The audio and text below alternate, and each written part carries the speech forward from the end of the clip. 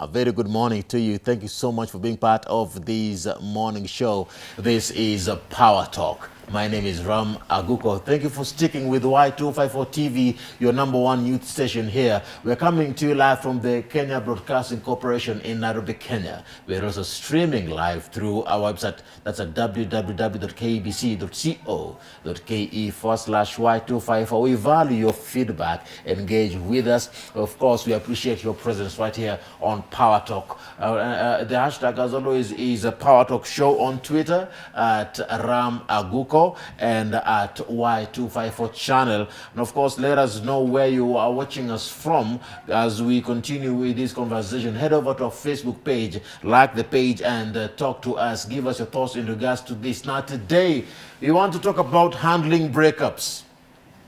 What is the procedure of healing? How have you handled your breakups? Once you broke up with your girlfriend or your boyfriend, how did you handle it? How do you go through that whole process of healing and heartbreak? And at what point do you actually move on to the next relationship? Today, let's talk about handling breakup and find out about how we need to help ourselves in regards to this. I know somebody is heartbroken this morning.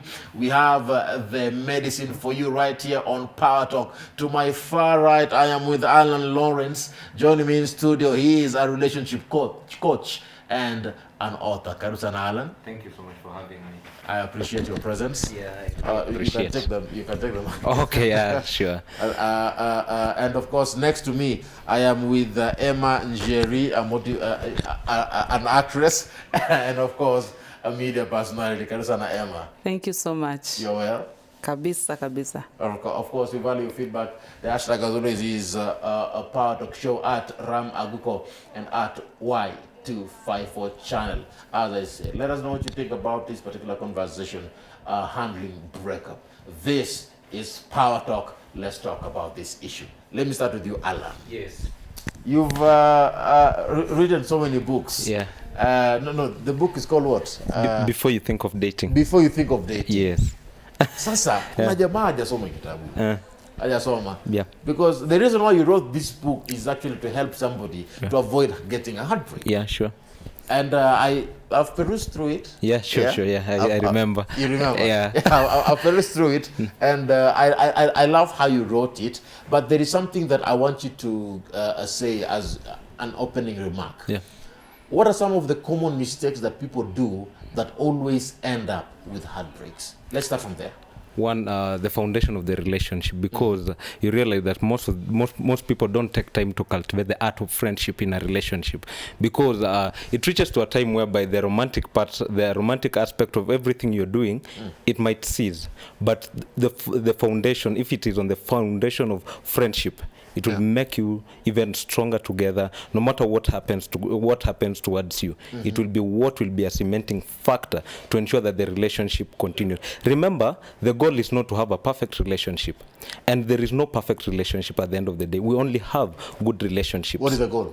The goal is for us to build a friendship basis whereby now we grow together in unity, we grow together in purpose. Because at the end of the day, after all said and done, you will not be remembered for the relationship you had, but the quality of the lifestyle you are going to have.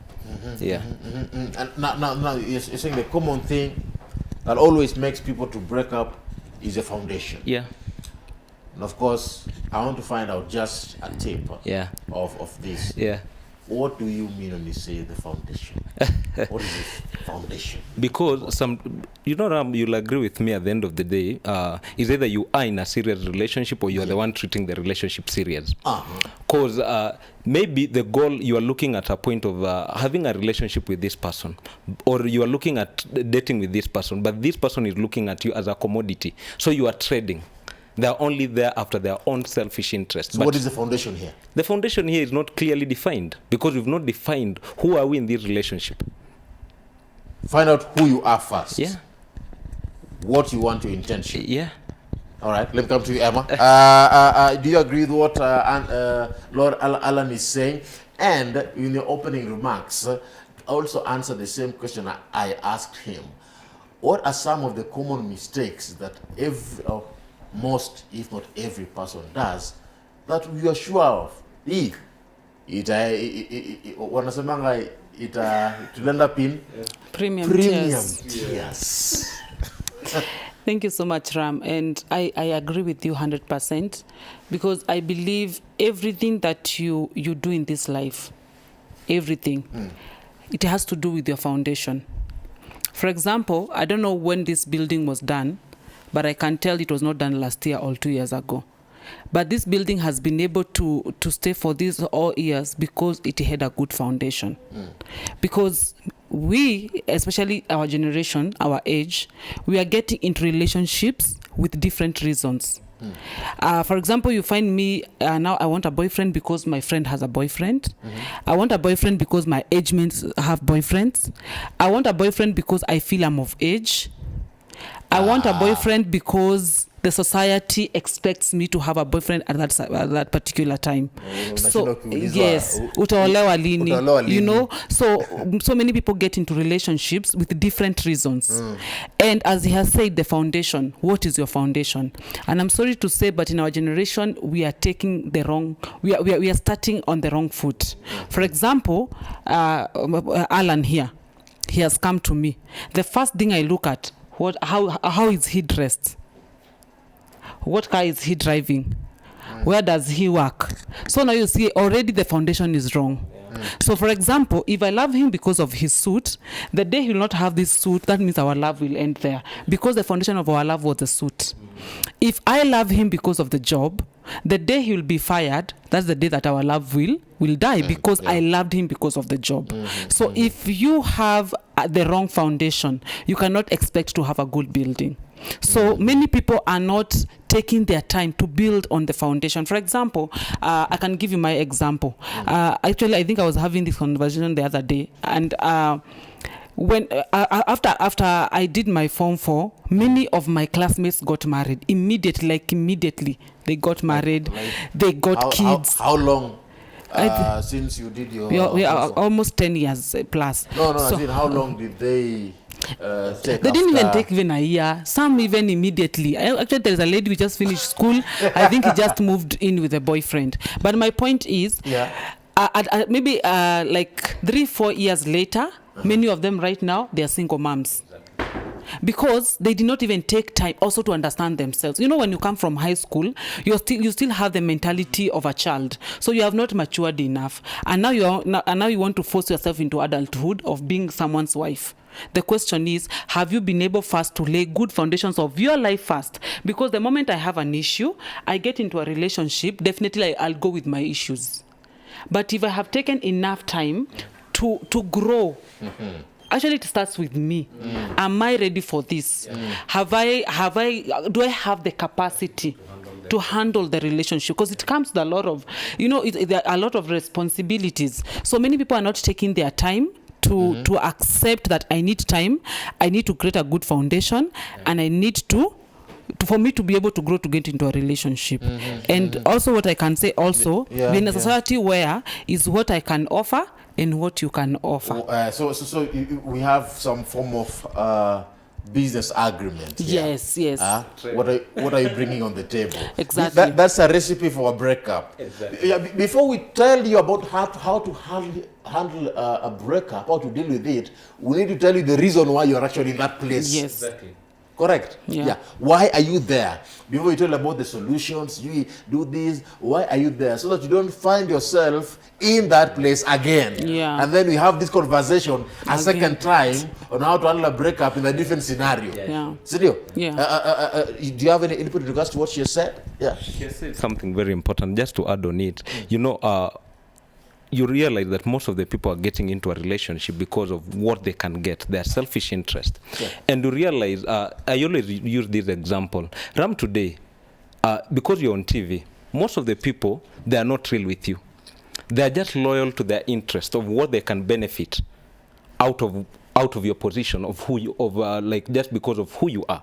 That's the human nature. Exactly. So when we get into a relationship, this person is not here for a mutual benefit. They are just here because the security and the glamour that comes with them dating you, with them just being associated with you. The question begs, after all the things that attracted them, if those things are stripped off from you, will they remain loyal unto you? Now, let me find out this.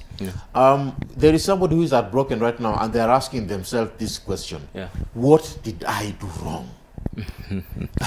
and I know ladies always, I've seen this common with ladies. I don't know if men also go through this. If there's a man that goes through this, maybe you can let me know. But I know mostly it is the ladies who go through this, where they are the ones who ask the question, nilifanya nini? What was my mistake? Where did I go wrong? Why should I go through this? Allan, your thoughts on that? Just before even that, you realize that at the end of the day, a relationship affects, in most cases, ladies. Why? Because a relationship is not a man thing, because we are more of vision oriented, we are more of work oriented. So you realize that a lady will be more very much attracted and very much attached to a relationship. That is why today you get to a place, you give a lady a chance to introduce herself. She will say, I'm a mother, I'm a wife, and all those kind of things. But a man, you give them a chance, they'll be, I'm the CEO here, this is and what I do. So you realize.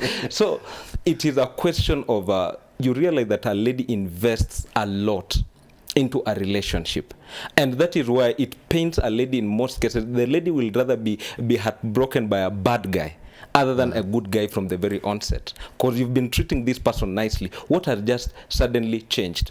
So the lady, especially in this scenario, a lady will be like, after all my emotional investment, after all I did everything and anything to ensure that the relationship works, but this person ends up disappointing me.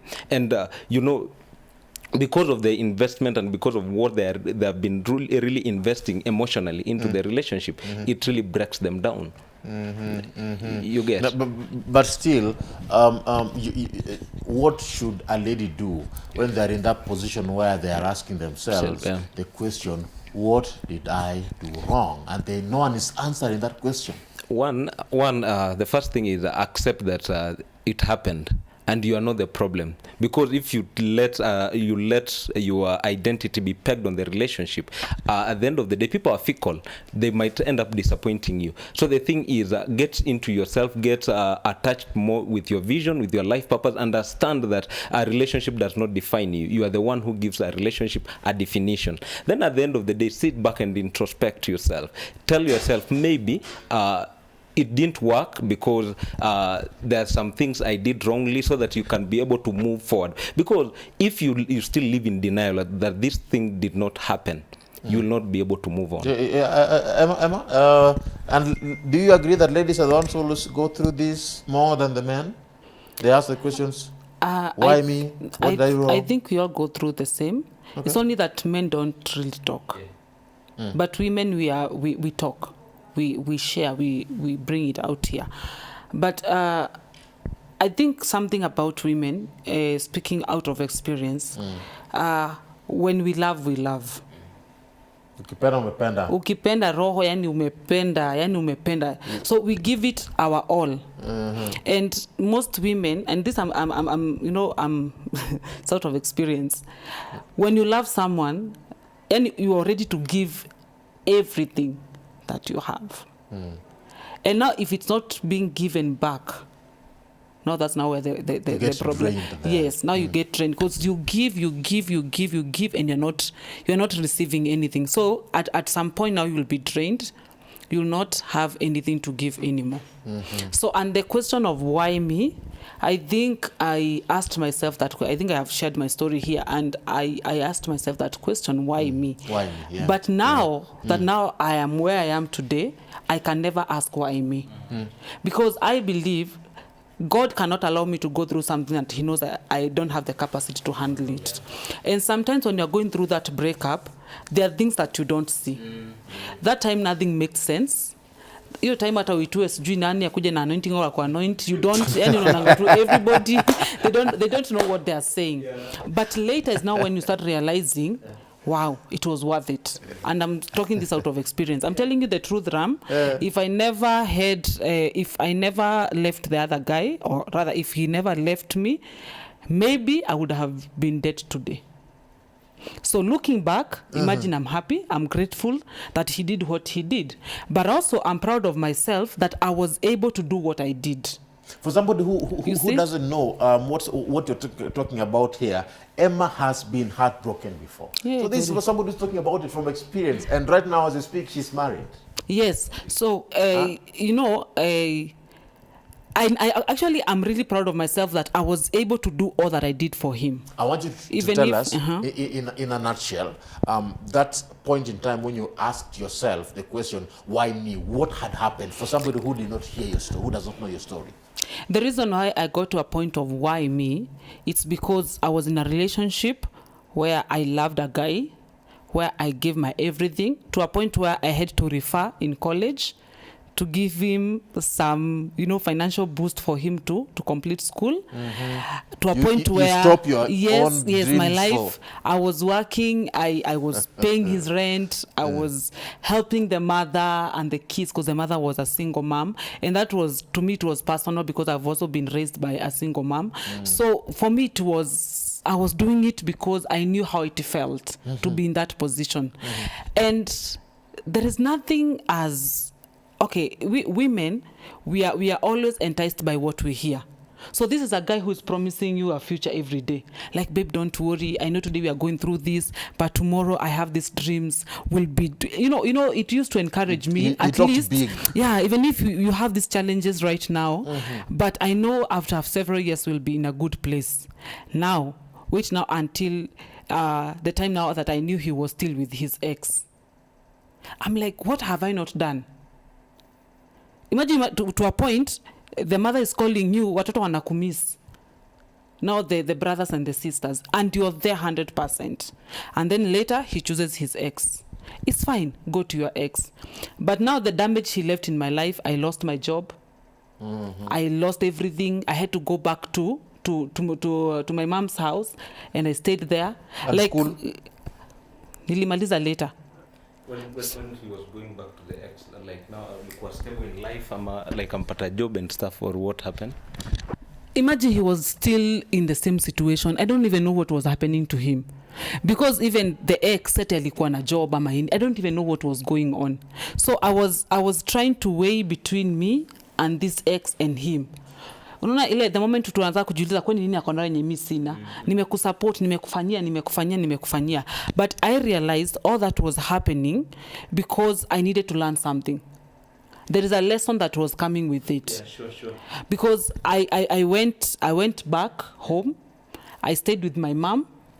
By the time I was coming back to Nairobi, I was a different person. I was not the same Emma that left Nairobi. I was very, very different person because I started now learning how to love me.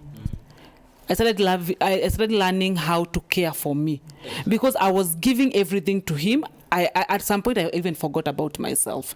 But when I went home, I had time to reflect on my life, and I thought, hey, you need to love yourself more. Exactly. You need to treat yourself well.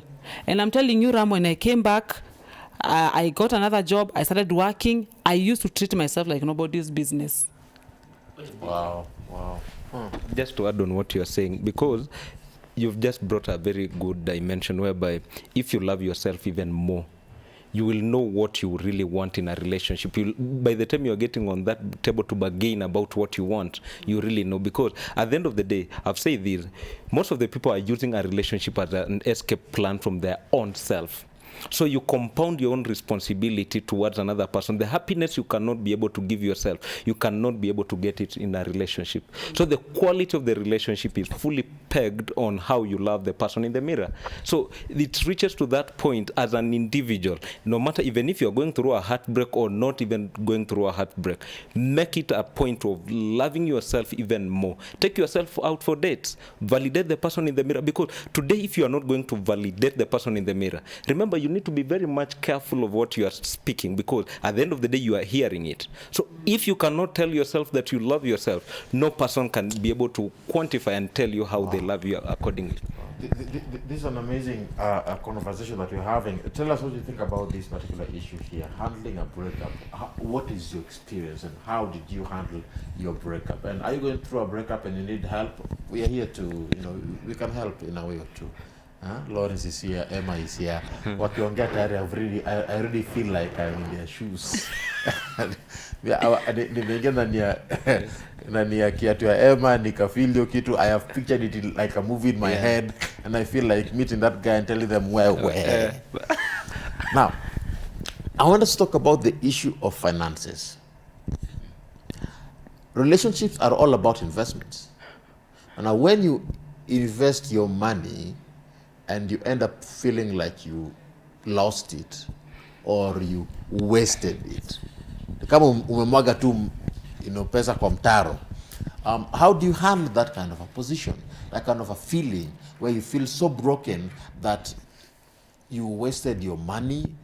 There is somebody who traveled, alitoka si wapi akakuja wapi, hiyo pesa imeenda.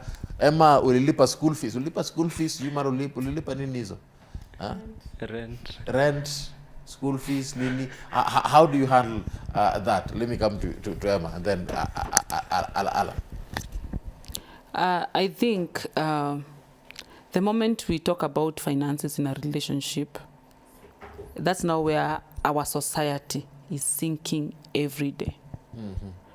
I'm telling you, if you look at the relationships that were broken during the COVID time, ndio sasa utajua kumbe pesa inakuanga na kwa relationship. There is someone, as he said, there is a point he gave and he said, there is someone who just loves Ram, ndio nakuanga tu kwa TV. And they believe because uko kwa TV uko na pesa. You know, kuna ka mentality. Uko na pesa. Ram ako na gari, huyu ako na pesa. So there is that mentality of people like with, they look at you, they define, huyu amesota, huyu ana, huyu anipelekanga ka hoteli kagani, huyu anipelekanga this hotel. So they define you according to that. Premium tiers inakuja. But the question is, how many will be with you the time that you have nothing? Even friends, hata wacha tu relationship, hata tu mabeste, hata family members, nagani watakusupport the day they know that kabisa Rama hana kitu. And you know the problem is, your time yenye hauna kitu ndo unataka pesa hapa pale, you don't even know who to call. Exactly, because even if you call them, you're not sure whether they are still your friends at that particular time.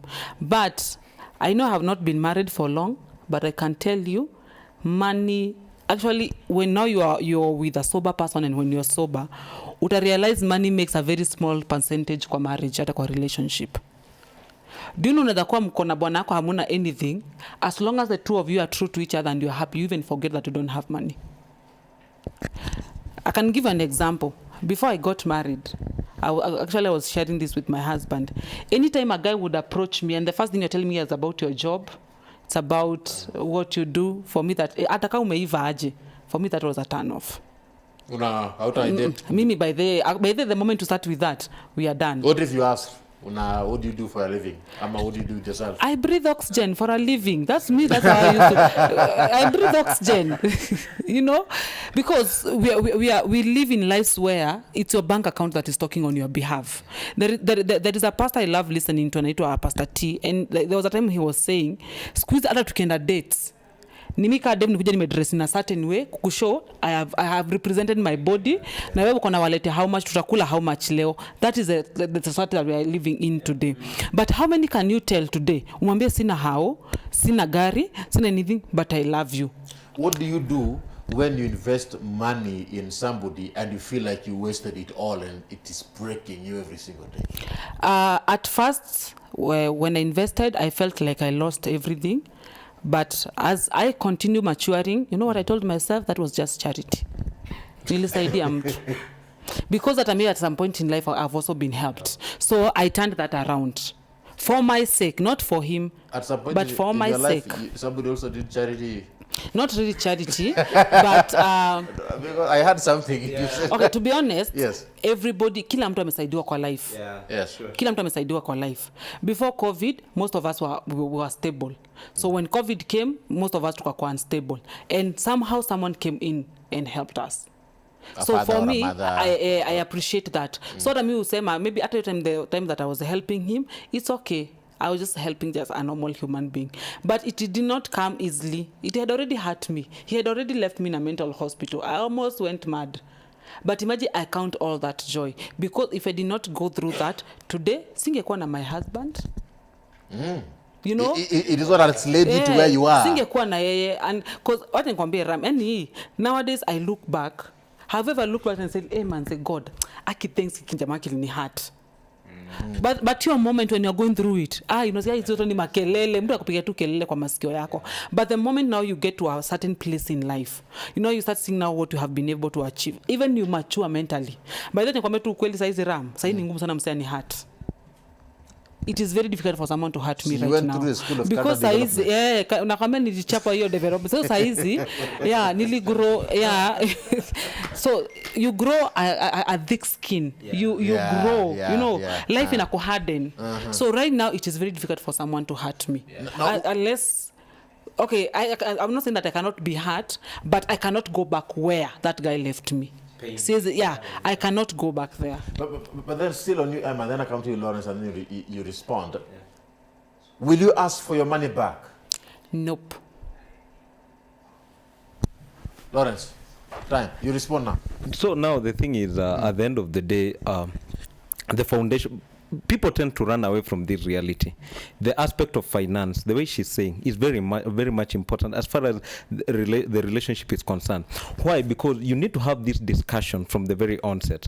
Remember, finances play a role in romance. Wanasema no finance without romance. Kwa generation size. So we cannot run away from the reality. So the thing is, you realize in most cases, the reason as to why, after investing heavily in a person, the moment this person tends to heartbreak you, it really weighs you down. Why? Because to some extent we are doing this thing as if we are buying loyalty. Yeah. So you want something in return, so you spend money. Exactly. So you're doing this hoping that this person will remain loyal unto you. But money cannot buy you love. Exactly, it cannot. But it can only facilitate love.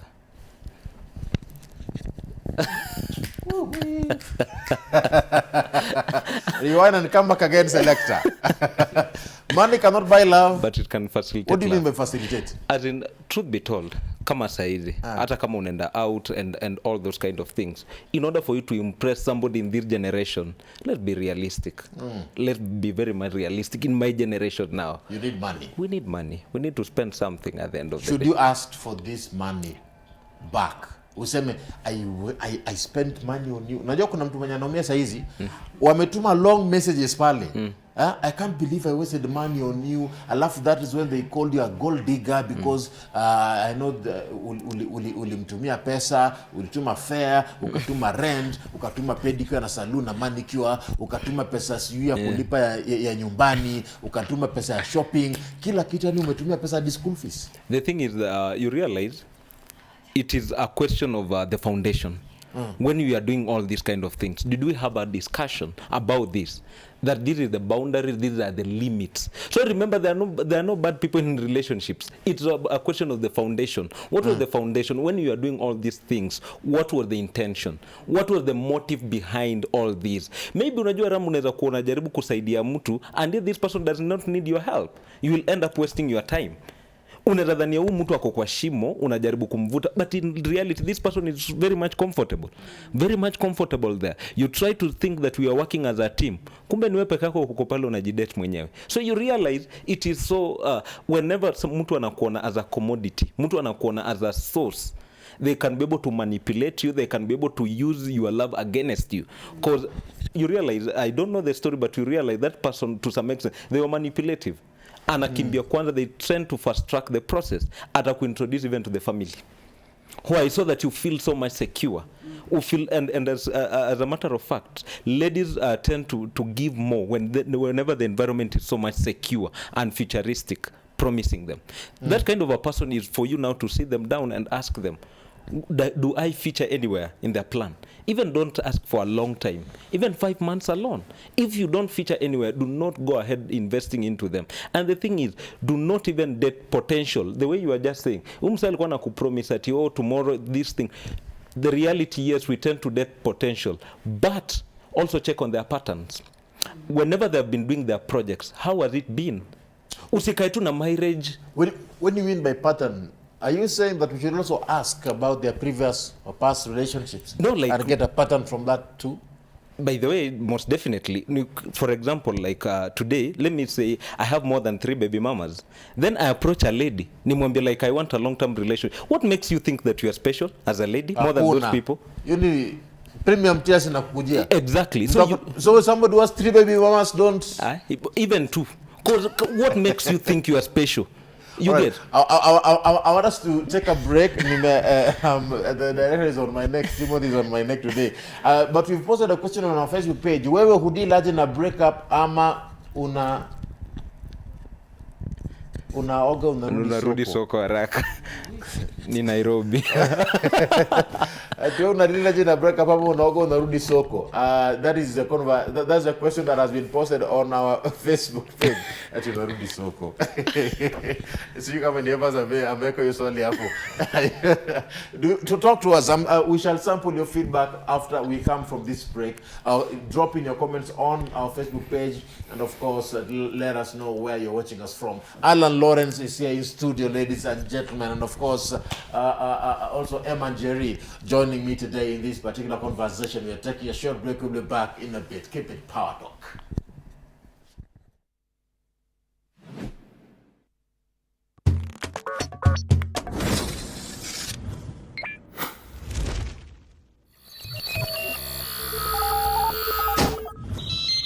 Y254. Imagine. Handling breakup is the conversation that we are having today right here on Power Talk.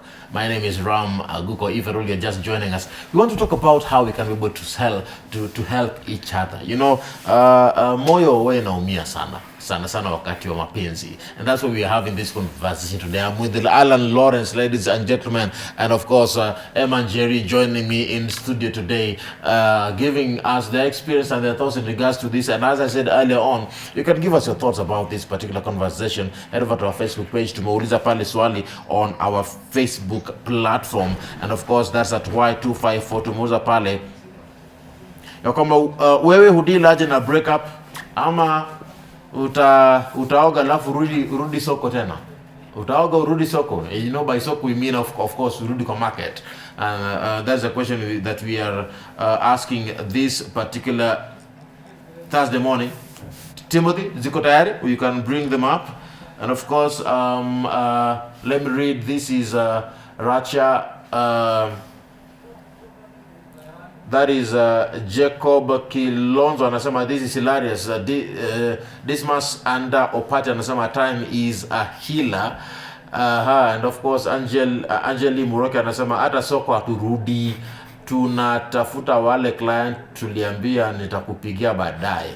Alex Masikasino anasema following from Kariara Itanga Murang'a County, and of course Solomon Washira anasema mnanikumbusha sijahil bado. Pole sana Solo. Pole sana. Of course Russia Jose pale na kuona anasema count me in, no idea on how to deal with this cause sijawahi break up.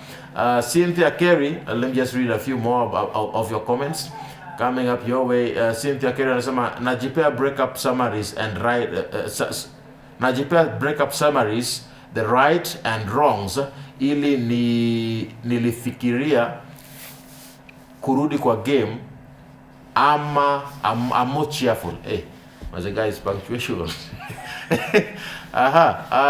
It's Bashke anasema mimi hata niliachana nayo.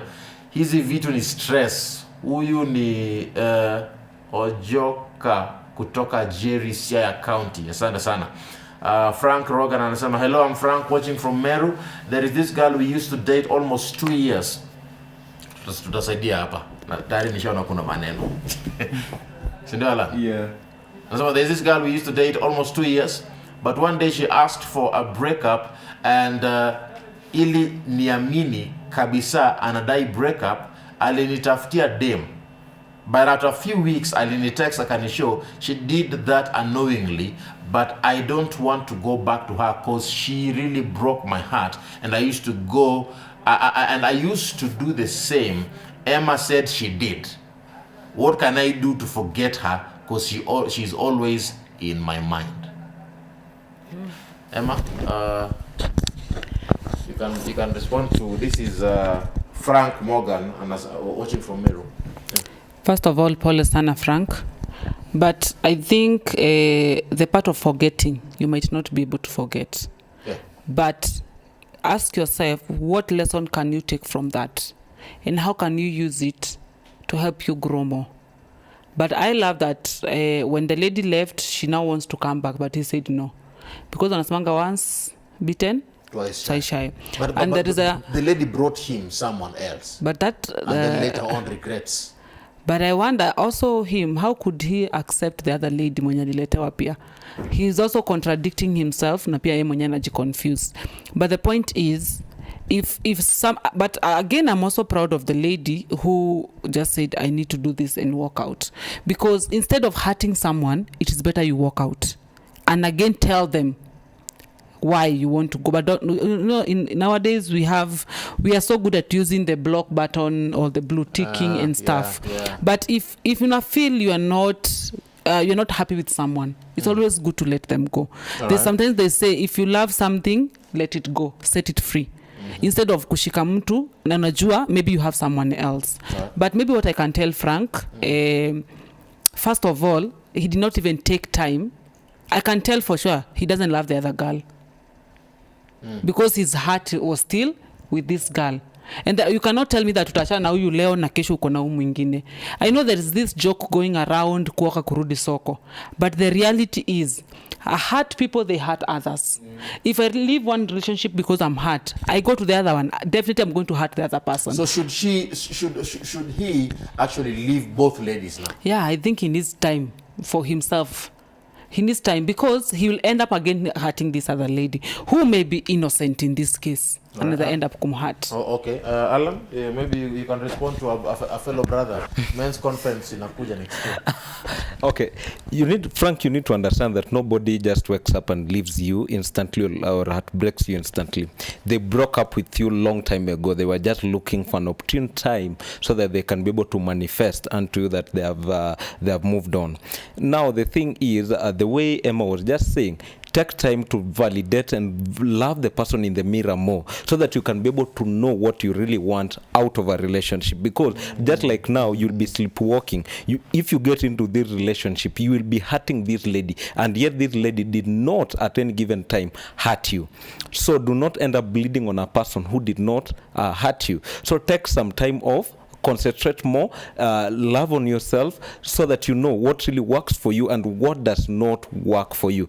Do not let a person push a relationship down your throat. You are so mature to know what you want and what you need in your life. Some KE and some heartbreaks in this generation, Nikki, we should take as a part of life. So loving too much will lead to a bigger heartbreak. So always leave a big room for heartbreak, no matter how big the love is. And that is some watching from Huruma. Do you agree with that? Not really. Loving people more than the idea they have about themselves will end up making them even rebel the kind of love you're giving them. Because this person does not have a personal value system for themselves.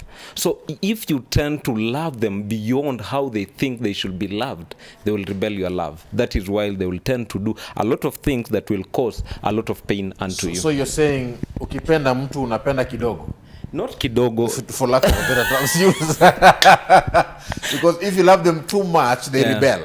And it is a question now. It boils down to one thing. What is their love language and what is your love language? And where do we meet? Because Ram, today, if your love language is quality time, no matter how many gifts I can give you, it might not make sense unto you. But kuna mtu mwenye amekuwa heartbroken after spending, alipenda ujamaa sana. Emma, you said it. When ladies love, they love kabisa. Sindio? Yeah. The thing is, that is why unaweza kuona love. It's just like Ram, today unakimbia. It's just like climbing a wrong mountain successfully. Yes, you're on top of there. But now, it is not your mountain. What I'm trying to say is you need to understand what is my love language, how do I perceive love, and how do this person perceive love, so that we can be able to see if I'm giving them enough love or if I'm doing it overboard. Okay. The same way I'm just saying, even if your love language is quality time, hata sasa nikuja nikubuy gifts, hautaona ni kama hiyo kitu anakupenda. Emma, your thoughts on that? You love like you give room for heartbreaks. I think that's a wrong. It's wrong. And as much as it is wrong, that is what is happening in our society.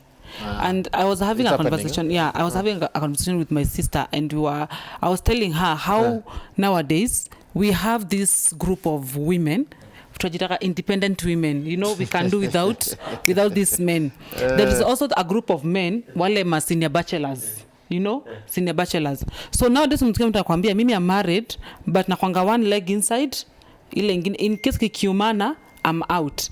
Let me tell you, it starts from the mind. Exactly.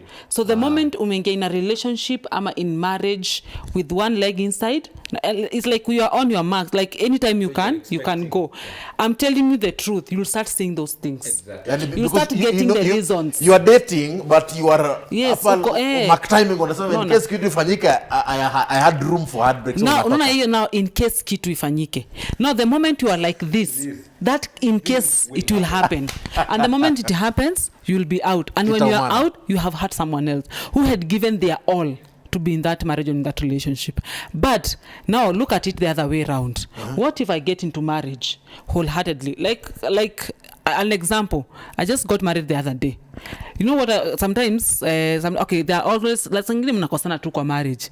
But sometimes, so kosana then nachekina naambia, atuendi mahali tuko hapa. So we kasirika ufanye nini, lakini at the end of the day we're in the still same house. So kaka utaki kuniona, that is your problem, because you will have to see me that day. Lazima tukule, lazima nilale. But kuna ule mwenye yako like wacha tu nichune tu. Like I'm seeing this joke that is going around about the aspirant Igathe. There was alikuwa amefanya hivi mkono. Then the Kenyans were putting a meme, ati mkinikasisha tu kidogo na resign. So that's how many of us are in marriage. Nichune tu kidogo tu hivi ni jikate. So tunaingia kwa marriages with the wrong motives and the wrong mentality. Right. And also I'm sorry to say, but many ladies and also men, we have tuna adore our jobs too much. And money we have. Let me tell you, as he said, money will never give you love. Yeah. Money will never give you children. I'm sorry to say. You need a man. Ataka amesota aje. You know, it is true. The things money will. Let me tell you, Ram. For example, and I'm sorry to say this, we have seen very wealthy men dying. Wanacha billions of money out here. So if money was that powerful, wangekufa wase, awange die. So why do we really, kwani tuna worship pesa sana, kwani tuna worship vitu zisizo maana kwa marriages and relationships? Look at our parents, for example. Their marriages by they were based on nothing. Nimeona kamsana na hapo kama mama fulani, and they get married, wanakaa kwa kanyumba kanyasi, and sasa unasikia na celebrate 50 years in marriages. But for us, simply because sasa umesota umeniambia let's move from one bedroom, we go to a bed sitter until we nakwambia let me first go to my mother's house, okay, manage, I will come back. Yeah. That is the society we are living in today. But how about now we start doing things the other way around? Why can't we accept the reality of life? Why can't we accept who we are? Because this is what I say. Kama siwezi kumarry juu una pesa, please don't marry me because mimi bado sina pesa. Let's also be the other way around. So women, let's also mature up. You say you cannot marry a man without a car. Baba yako akona gari. Let's start from there. It took your father 60 years to buy a car. Maybe baba yako even his 70s hana gari. And you're expecting a 25-year-old to have a car. Are you even serious? Na kuna mtu atasema baba yako akona gari. Utapata your father alirent how maybe mpaka akiwa 50 years. Wewe unataka kijana wa miaka 28 aina akakubaia nyumba kileleshwa. Are you even being realistic? But now there is the social media life that we see. There is the life that people have created. But I'm sorry to say, but kwa ground it is different. Exactly.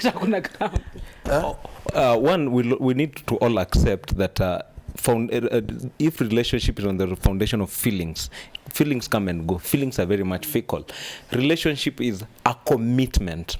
We are committing towards fulfilling a common agenda. We are all of us focused on one vision. If it is marriage, we are working out this thing together. It is us united against the world. But if we let other things come, it will break us apart. Iyo kukosana and all those kind of stuff, it should be there to strengthen your relationship, not to break you apart. And hakuna mambo ya kusema kwa relationship I'm 50-50. It's either you are there fully or you are out. It's either you're in or you're out. Okay, I'm seeing so many questions on our social media handle. But first, I want us to go back to our friend Frank from Meru. Yeah. Ametuma comment. Akasema correction please. that the lady she brought hakumkubali. She didn't accept her. Okay. Yeah, so amesema that the lady she brought, she didn't accept her. Yeah. But later on, she came back to say, I am sorry and I'm taking. Be very much careful of if you forgive an ex. Why should? Because already this lady is an ex, Frank. This person understands your weakest point. This person understands your strength. This person will heartbreak you when you least expect. Because what is so unique about you, Anenda and Arudi? Because Ajamaliza accomplish the mission. So for me, Frank, my advice is drop it like it's hot without apologies to make. All right. Let's go to Miriam. Miriam Wanjira Monge anasema, this is Miriam. My question is, niko na husband and we are married, but every time tukikosana, he insults me until you think you are in hell. Does that signal that there will be a breakup one day? First of all, before even Emma gets in, the thing is, already if this person anakuinsult, at the end of the day, if you commit fully, kama wanasema wako married, at some point atakuja kufanyia kitu when you least expect.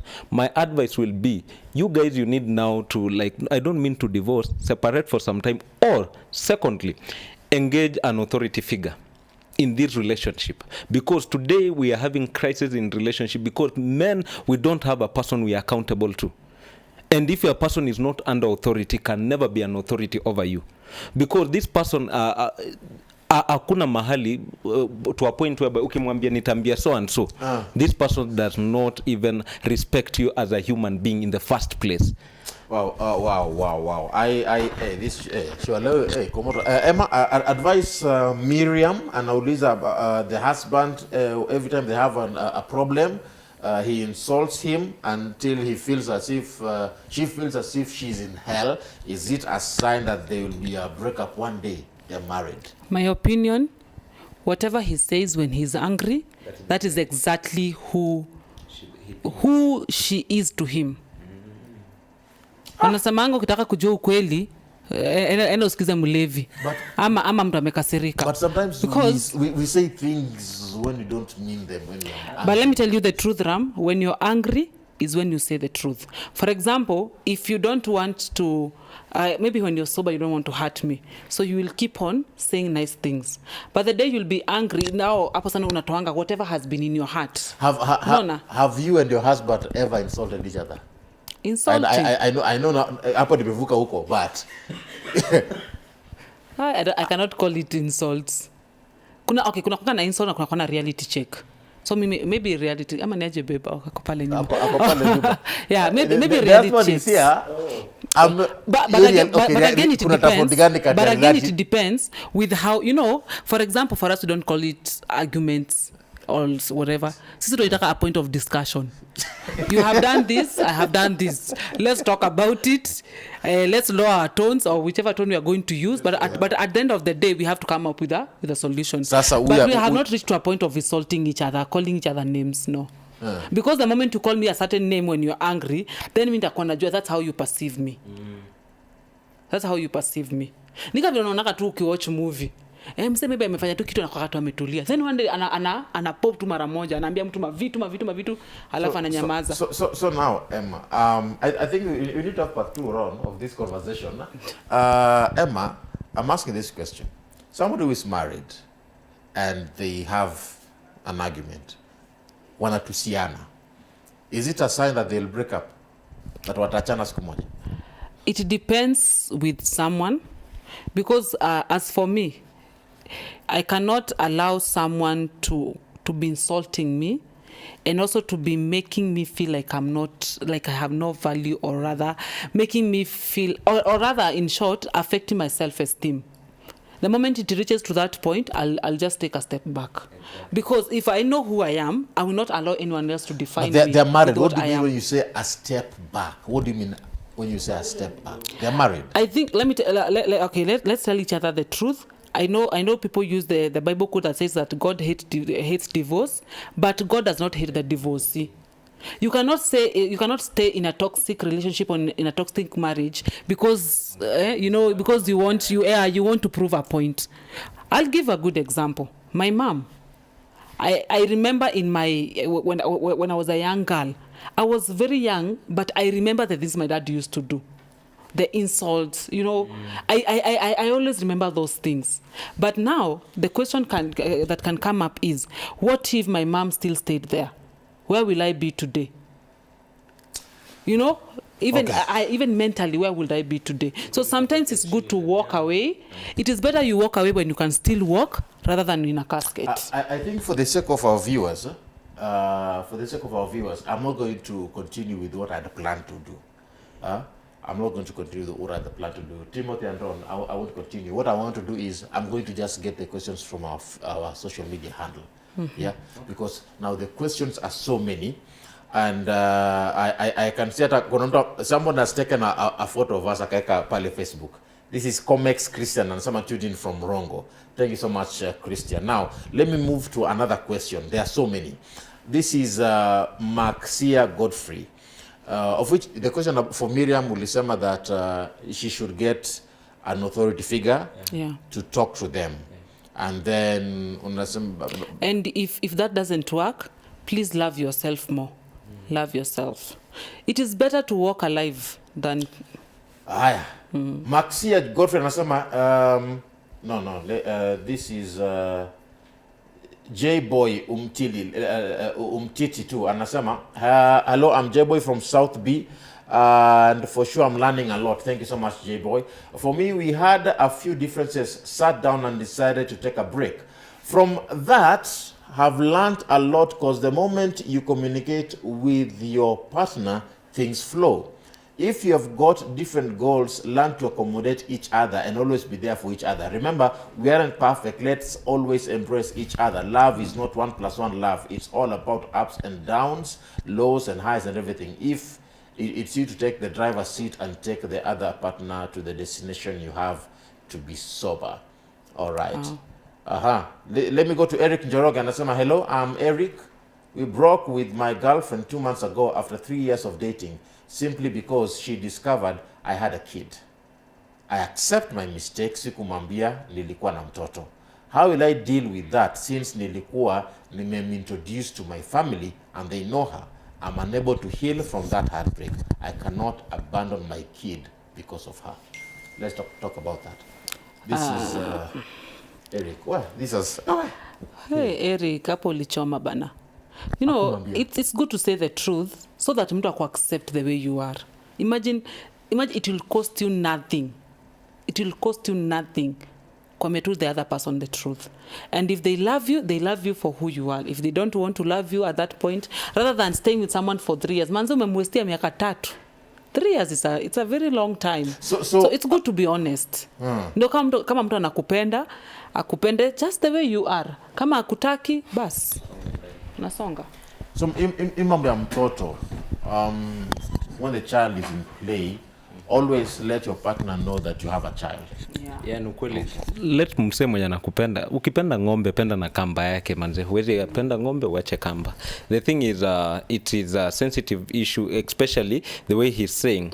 You realize if you hide your own blood to this lady, what more can you do? So you give this lady more reasons as to why she might end up having trust issues with you. So you rather open up, and I don't mean just on the first date you open up about everything, because the moment you open up about everything on the first date, when the relationship bado yuko honeymoon stage, you'll end up losing it.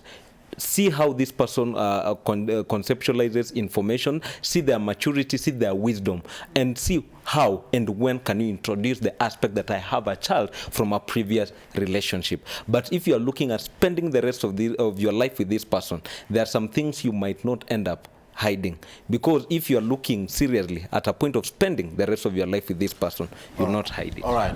Let me go to Miriam. Miriam amerudi tena. Amesema to add on that, what was Miriam's case again? The one who's in the husband. The husband. The husband is also emotional abuse. Yeah, huyo. Amesema to add on that, he doesn't listen to me akiwa amekasirika. Hataki umwambie makosa yake. When you are there correcting him, anaongeza volume ya TV. Anakuambia unampigia kelele. Anasikia kama wewe ni mwendawazimu.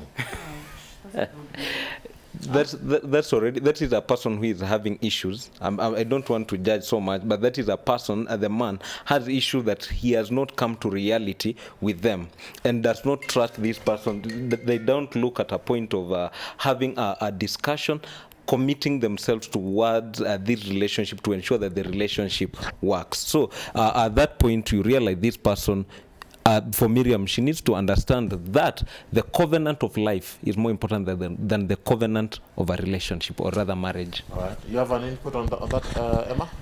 Yes, I also feel, we're not judging, but I also feel like the man is a bit rude. But also, you can never solve anything when someone is angry. Yeah. Always give it time.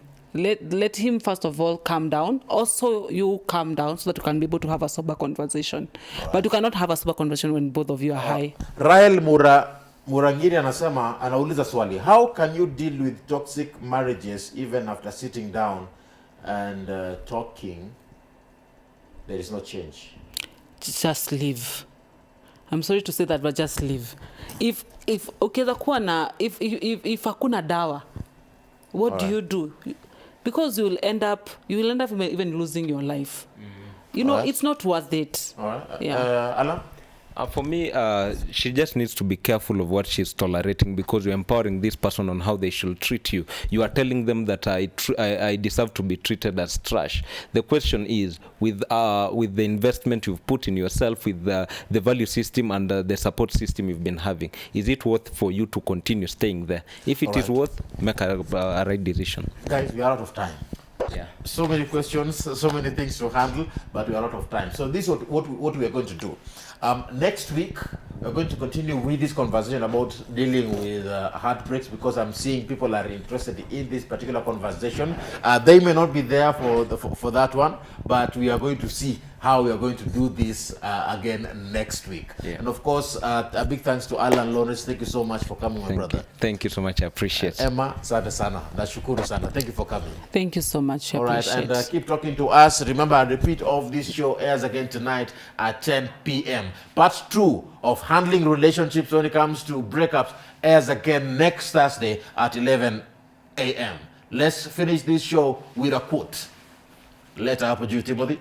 When love is lost, do not bow your head in sadness. Instead, keep your head up high and gaze into heaven, for that is where your broken heart has been sent to heal. Do you agree with that? Good one. Tell us what you think about it. My name is Ram Aguko.